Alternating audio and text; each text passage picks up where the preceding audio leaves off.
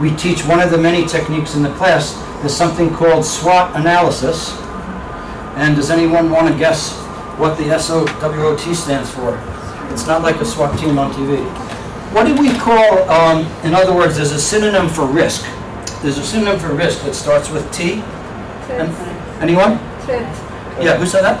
Oh, yeah, that's exactly right. So threat versus opportunity and strength versus weakness. So like if a big company like Time Warner was big, it sounded good in some ways, but obviously it didn't work out too well. It cost them a fortune to undo the mistake. When a company wants to make a big decision like that, this is an example. You use what's called SWOT analysis. This is one of the many things we teach in the class, where you're measuring the opportunity versus the threat, and you're measuring strength versus weakness. What do you mean by strength and weakness in terms of a takeover? Did Time Warner have the right strength in terms of the takeover?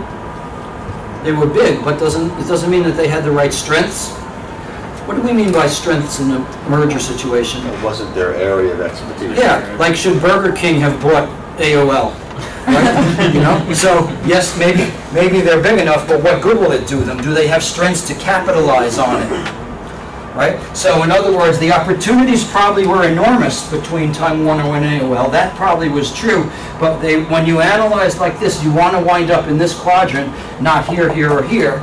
And an example of, so this is one of the many tools we teach in the class. So long-term profitability is what counts.